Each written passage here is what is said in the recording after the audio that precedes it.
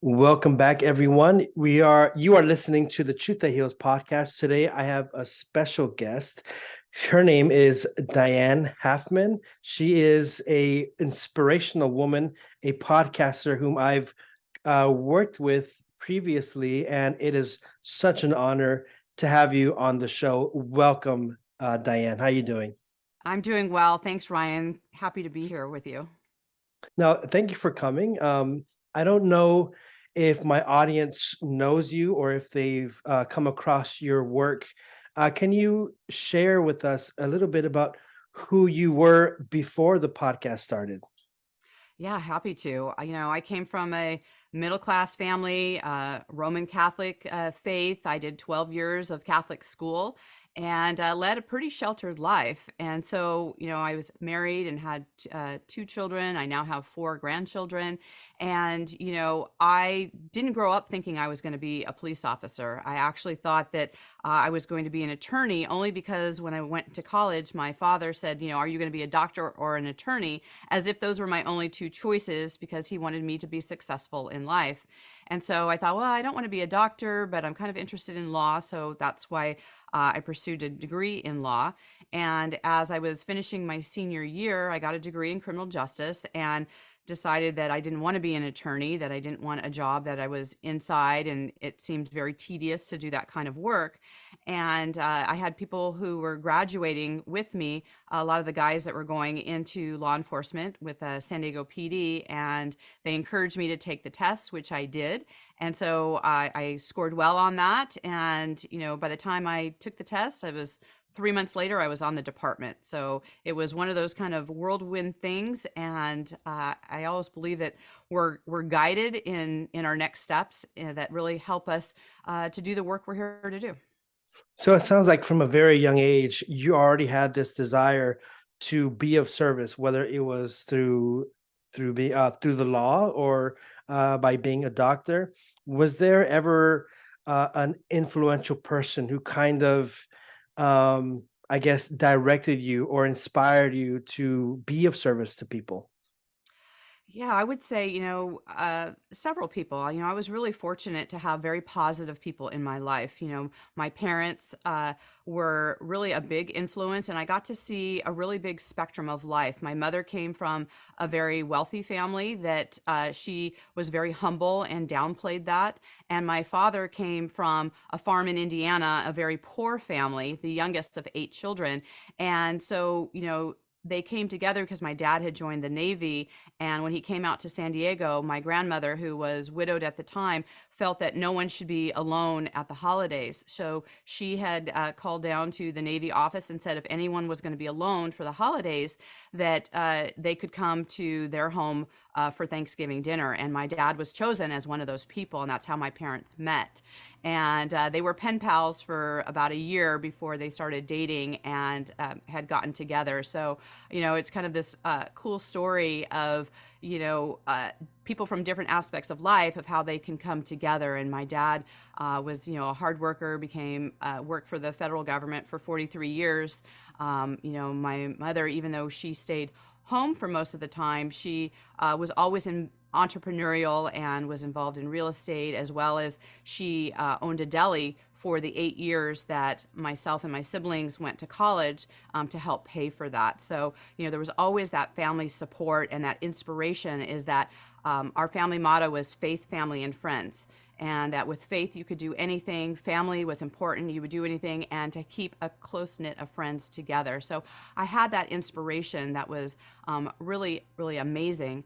And then another inspirational person was, and actually a football player who was the place kicker for the San Diego Chargers. His name is Rolf Benershka. And at the time, he had gone through a really challenging illness and was thought that he would never play professional sports again. And during that transition, he actually came back and was able to play, and it was really inspirational. And I was a young girl at the time. I was like 15, and I had met him, and I actually helped him put together some scrapbooks of his journey, and I got to know him, and it was just a very inspirational thing for me to learn about his journey, to be able to be around when that happened, and it just really stuck with me throughout my life because one of his favorite quotes was that, to don't pray for them for there not to be a mountain, but to have the strength to tackle a mountain.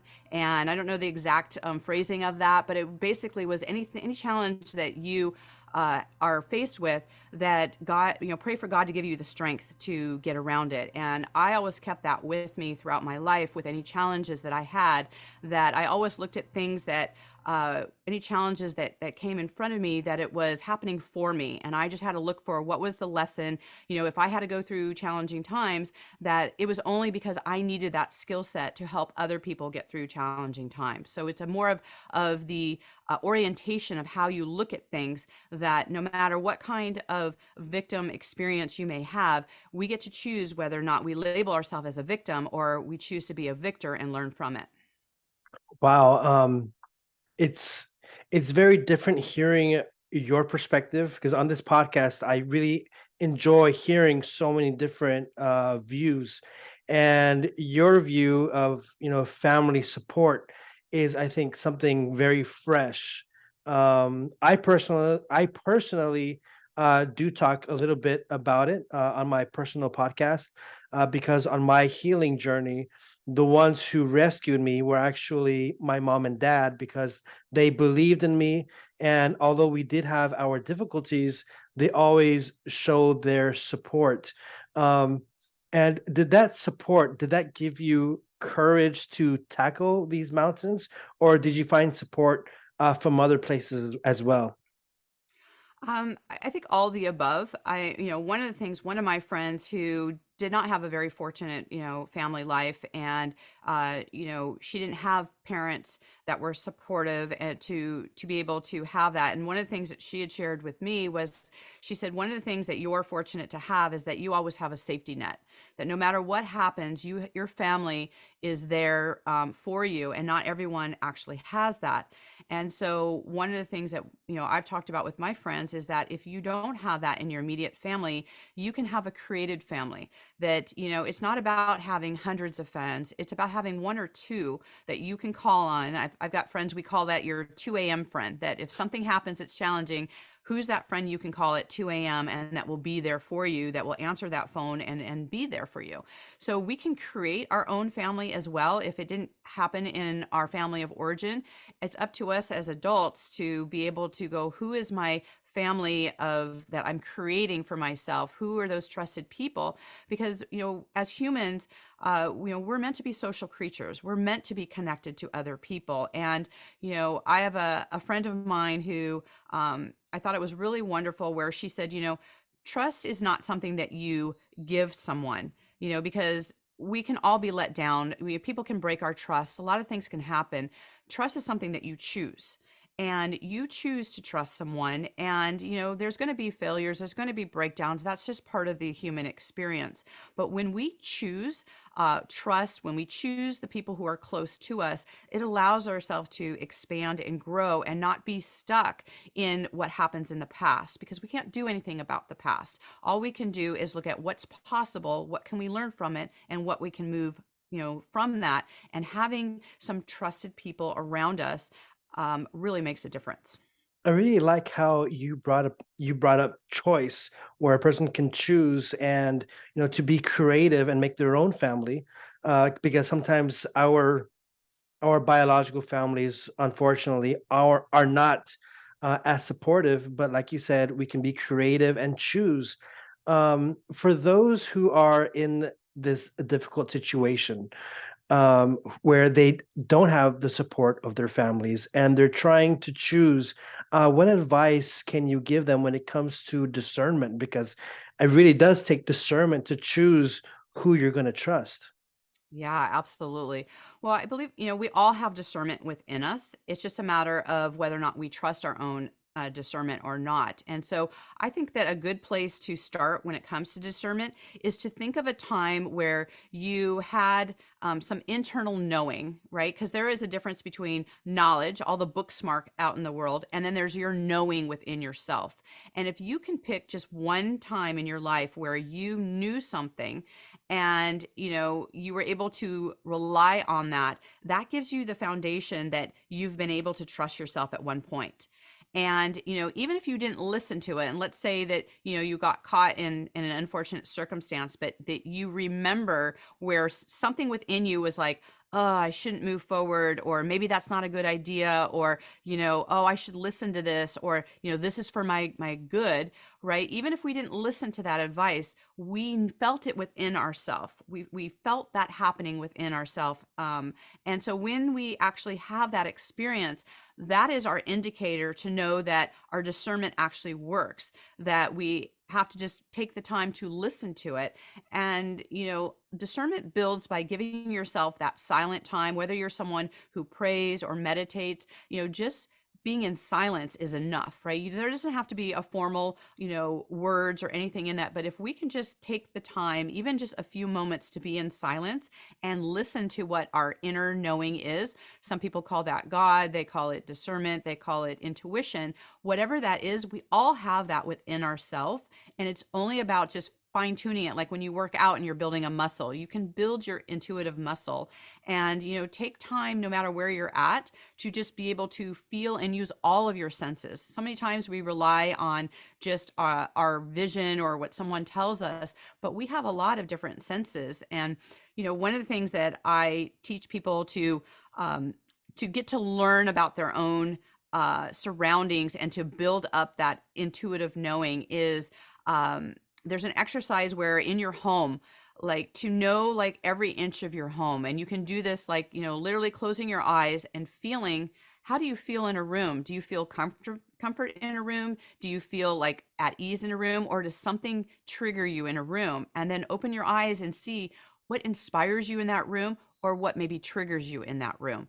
And so we start feeling around us about what the environment is responding to us. And then you kind of build this relationship with it. And the more we do things like that, where we see how we feel in a space, we can start trusting our intuition. We can start then leading with that and making decisions from that place. And it's the same thing with people. When you're with people, we know like if the hair on the back of our head stands up, that we don't feel comfortable around someone. It doesn't matter what the reasons are with that. Just notice that, and you trust yourself that your body is there to protect you, that your mind, everything about you is to alert you and to protect you in your environment. And the more we listen to that, the more we are choosing people that we want to spend time with. So it also works when we're around people and we don't even really know, we can meet someone one time and they feel like family. Like they feel like really comfortable. It feels like you can trust them. It feels like you can lean in. And so when we trust that and we start having an experience with them, we start then noticing what that looks like. Now that's very different than somebody who, is falsely trying to be your friend or trying to manipulate you or gain your trust because they want something from you. We also can learn to recognize when someone is being true and to listen to what that actually is. So we have to really have the experience in life where we lean into it and then see, is this something that we continue to move forward, or is this a situation where we step back? And in really learning that and knowing that, we're not always going to 100% make the right decision, but the more we listen to that, the more we're making better decisions as we go. Well, thank you so much for sharing about that, because I think so many people in this world have gone through traumas or, just life in general. And unfortunately, many people lose trust in themselves to make life decisions, and then they become paralyzed, or you can say stagnant. And what you are sharing right now, I think, builds up the idea that a person can trust themselves to make decisions that they will learn from, they will either see a positive or negative. But the important thing is that they see the power of trusting themselves and stepping forward, because once you're paralyzed, it's so hard to move in life, to move forward, or to be creative. And going back to this mountain, because all of us in life have this mountain that we either are going to tackle, or we just avoid it and don't even do anything about it. But you saw this mountain, of to be a police officer, and you tackled it. And when you tackled it, what did you experience? What were the things that you saw as a police officer? Well, there's definitely a lot of things that were to be seen for sure. And when you were talking about people being paralyzed by a step that they take, one of my favorite quotes is by Clement Watt, and it's "Take the first step, no more, no less, and the next step will be revealed." So many times we think in all or nothing, where we stay in a paralyzed state, or we see where we want to go in the future as a result, but we don't know how to get there.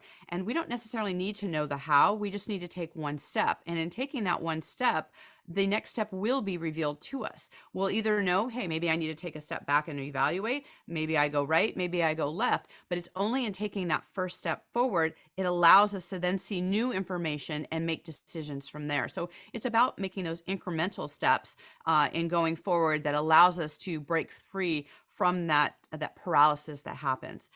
With the police department, I had a lot of different circumstances that I could have never predicted that were presented to me. I mean, when I worked uniform patrol, I worked 911, right? So all day long, 12 to 14 hours, it was everyone else's crisis. So, whether there was, a murder, a rape, a car crash, something involving children. I mean, there's so many different things. And, when you have that much crisis and tragedy that happens in a day, you have to be able to manage that as you go through, so that you can have the strength to continue on with that.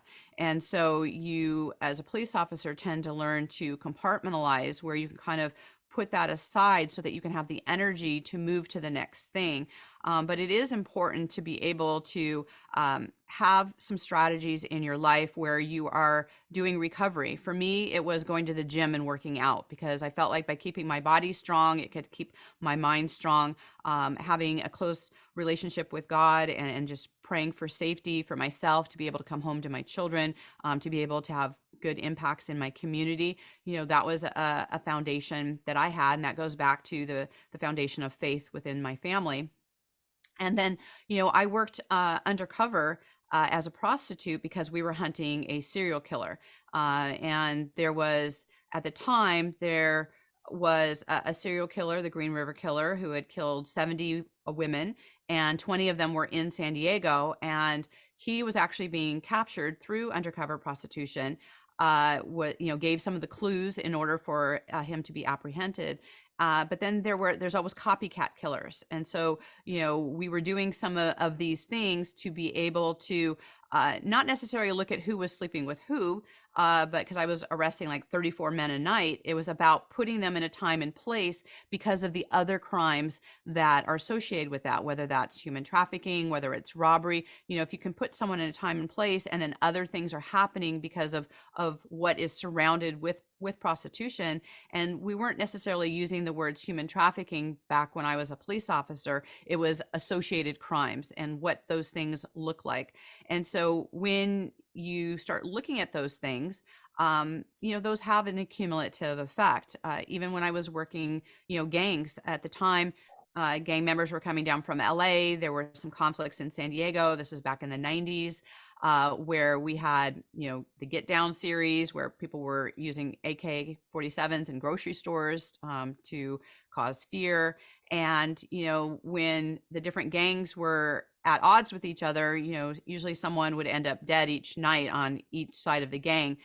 So there was a lot of terror that was around that, people not feeling safe in their neighborhood, and really using some, getting to know the community members in the areas that we worked to help them in their perspectives and what they were looking at. So, a lot of the mountains were being confronted with unexpected violence, right? Of just not knowing, what would be happening next, to know the feeling of being shot at. You can't replace anything to know when a bullet has whizzed by and you hear that in your ear, to know that it was that close, and the type of circumstances that happen with that. And I think anytime you are dealing with ongoing trauma, that you have to have some of those skills. You have to develop those skills to have the recovery after that, so that you can, stay whole within your being, within your soul, to be able to go on the next day to face the next day's challenges. Wow. I mean, I didn't know that you went through all of those experiences, because that can be very scary. I know there are better words, but it's very scary to have your life being, you know, so many people after you, and so many people hating you, and there you are trying to protect. And you did mention something that I felt is very important for today's time, and that was the human trafficking. We know that it's still going on, that a lot of women and men are being trafficked and used. At that time, I know you were trying to catch the bad guys, of course, but for the women, was there any sort of department that would help them in recovery, or would help them in finding a better way to living their life, or from leaving that whole trafficking thing? Yeah, there was a lot of like outside agencies, that we could refer to. We weren't necessarily doing that within the police department. We didn't necessarily have the scope at the time to differentiate between uh, prostitution, which was considered a crime, even though it was a misdemeanor, to look at the depths of, the kidnapping involved with that, the, crimes against the prostitutes, the ones that were coerced in a way that, not understanding the depth of, boyfriending women in, right? Because a lot of these pimps would pose as a boyfriend to them, show them, you know, uh, treat them well, which they maybe didn't have in their life, that their home situation in a lot of ways was worse, because sometimes they were trafficked by their parents, right? And so a lot of people can't wrap their head around what was the background that some of these girls came from, that running away and finding a boyfriend that was really their pimp, that they were willing to do things for them because of how they positioned that, in the ways that they were taken advantage of in that ways. So I remember talking to some of them who were very young at the time, and it was very difficult to have them turn in their pimp, because one, they were fear of being beat up, they were fear of, sometimes they would threaten their friends or other family members, and there were a depth of things that we just didn't even know to ask at that time, at least in the role that I was doing. I think that there were some task force that were looking at some of that at the time, but that wasn't our scope. But there was some private groups that were there that we could refer them to, so that they did have someone to talk to, that there was ways for them to do something different. But if that's all you don't necessarily, it's scary that even though that is a lifestyle that they don't want, it can also feel more scary to be sent back home to, how am I as a teenager going to take care of myself? What am I going to do differently? So, now there are some, things like Generate Hope is a really great foundation here in San Diego, where they have homes that they do like, 2 and 3 year programs for these, women, to start changing the way they outlook in life, to start building trust within themselves, to start building that they can do something different than this, that it's not just a, weekend somewhere. It's really changing how their outlook on life, and having, the resources to look at it much differently. So it's a much bigger problem. And I think the more that people look at that, this is something that happens in all schools, this happens in all neighborhoods, that it's not just limited to a foreign country, right? That these are Mhm. things that happen, in our own country. And when we realize this and have the knowing of this, then we can help actually break the cycle of these things happening. Now, did you personally arrest any of these pimps or these serial killers? So I was part of the undercover team. I didn't personally arrest the serial killer. I was part of the team that arrested some of the pimps that happened in that. I primarily arrested the Johns, those who are soliciting. If there wasn't those that are soliciting, it's just the typical, sales of supply and demand, right? If there wasn't the demand, then it would affect the supply. So I affected the end of those that were soliciting the prostitutes. At the time, those were things that we were actually doing arrest on as a way of deterring being part of that culture and supporting that culture. Because if you don't have people that are actually wanting that, then there isn't such a big push for the supply of that. So we have to kind of hit it at multiple angles, because it's not just one side. It's like, oh, let's get rid of all the prostitutes. Well, who wants the prostitutes, right? Who is buying for them, and what are things happening with that?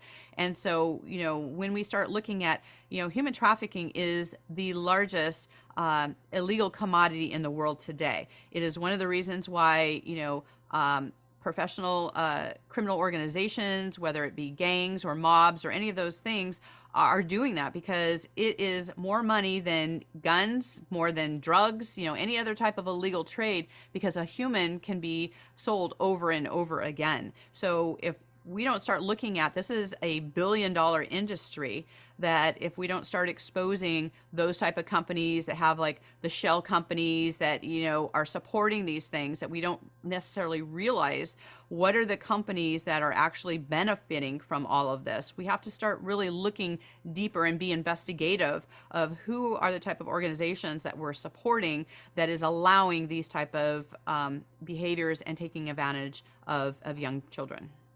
So, from your whole experience as a police officer and seeing all the things that you saw, uh, when you finally left that career, what is something that you really uh, what was your mindset afterwards? Like, what was your ideology? What were your emotions? Well, when I actually had a training accident, so it took me a while. I shattered my gun hand, and I had broke all the bones in my hand. So I had a recovery period in that, and during that time, my last case was I was the liaison between the police department and a friend of mine that lived a mile from my home, whose daughter was kidnapped and subsequently killed. And this kidnapping murder case was very big in San Diego, and we were part of a very large volunteer group to find her, which happened. But it was the first time that I was directly involved with a child case where I knew the child.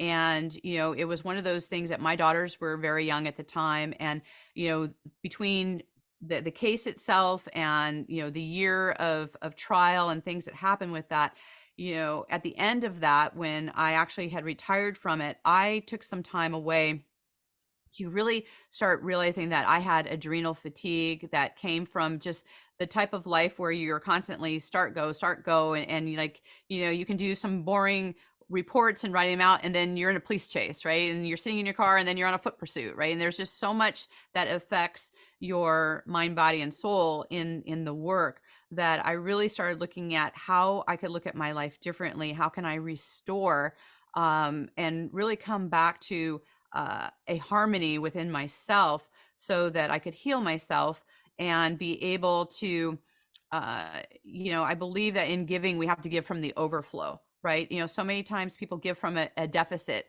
where they're not in a place to give. We have to build ourselves up, mentally, emotionally, physically, all of those things, so that we can give from an overflow and be able to really be present to help people. And so my transition was about creating that.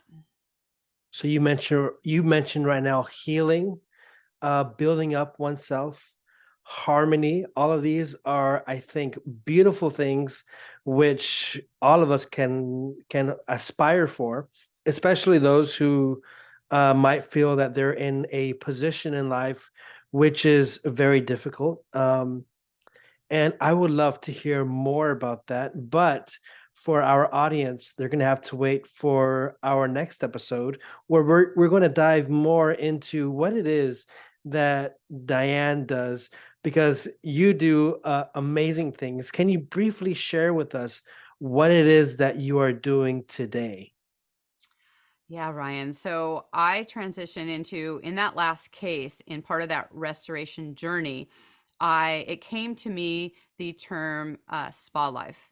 And I had no idea at the time what that impact was going to be in my life. I had actually was working with a mentor, and he had asked me, he's like, if you could be doing anything with your time and your resources, what it would be? And I said that I would be living the spa life. And that wasn't about just getting a massage. It was about creating a life on all different levels. So we can talk about in the next episode about what spa life means and how I utilize that not only for myself, but for my clients and how they choose to live their life and to stand in their power. Thank you so much, Diane. And in our next episode, we look forward to hearing more about the spa life. So that's it for today. You are listening to the Truth That Heals podcast with me, the host, Ryan Hernandez, and our guest, Diane Halfman.